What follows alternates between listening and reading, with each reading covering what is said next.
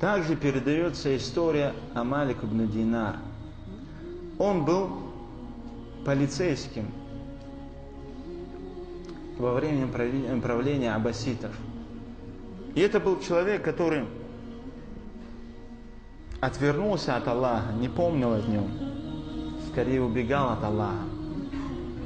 И Аллах Всевышний свел его с одной женщиной, на которой он женился и которую очень сильно полюбил. И Аллах пожелал и даровал ему дочку от этой женщины. И эта дочка стала самым любимым человеком для него на земле. Она овладела его разумом, она овладела его сердцем. Каждый раз, когда он возвращался с работы, он стремился скорее поиграть с ней, порадовать ее, посмешить ее. Но он продолжал пить. И когда он возвращался с вином с работы, его дочка делала вид, как будто хочет его обнять, и роняла это вино. И словно она ему хотела сказать: «О мой отец, это вино является запретным для мусульманина». И так в один из дней, когда он возвращался со своей работы, его дочь умерла. Его постигла такая скорбь, такая печаль. Он говорит, что я в ту ночь пил вино, затем пил вино, затем пил вино, до тех пор, пока не опьянел полностью. Затем я уснул, и во сне я увидел, как будто настал судный день, и как будто люди выходят из могил, босые, ноги, необрезанные, в Арасат, на площадь в день суда. И я увидел змею, которая направлялась ко мне. Среди всех созданий она именно ко мне направлялась. У нее был открыт рот. И она хотела меня проглотить. И тогда я стал убегать от нее. Но она продолжала преследовать меня. Я убегал, а она преследовала. До тех пор, пока я не увидел почтенного старца. Я подошел к нему и сказал: «Ради Аллаха, спаси меня». Он сказал: «Я не могу, ищи того, кто тебя спасет». И он говорит: я не переставал убегать от нее до тех пор, пока не подошел к обрыву ада.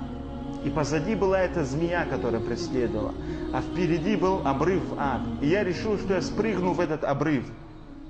И тут я услышал, как кто-то кричит: «Возвращайся, ты не из его обитателей».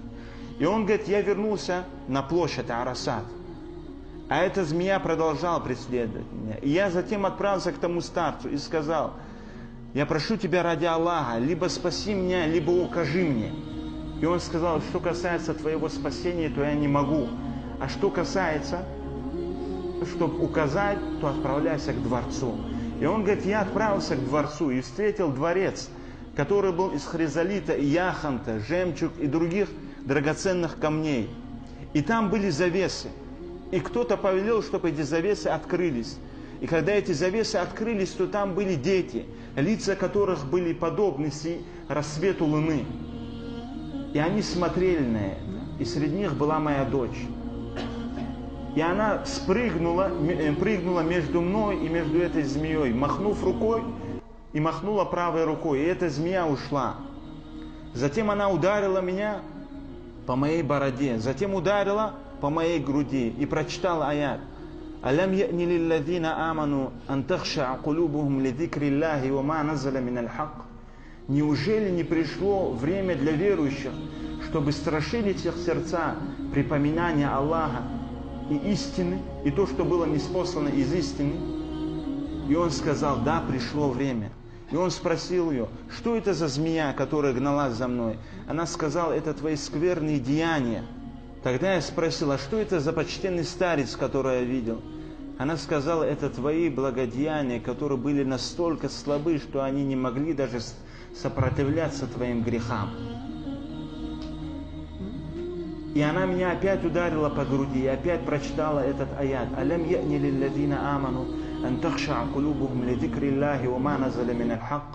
Разве не пришло время для верующих, чтобы устрашились их сердца припоминания Аллаха и того, что ниспослано из истины? Он говорит: и я проснулся и сказал: конечно, пришло время, конечно, пришло время. Взял омовение и вышел на утренний намаз. И когда имам начал проводить намаз. Он прочитал Фатиху и затем прочитал этот аят. «Алям я'ни лилладзина аману ан тахша'у кулубухум ли зикриллахи ва ма наззаля миналь хак». Разве не пришло время для верующих, чтобы устрашили их сердца припоминание Аллаха и того, что ниспослано из истины? И он говорит: клянусь Аллахом, я чувствовал, что он имеет в виду именно меня. И стал после этого праведным, богобоязненным человеком.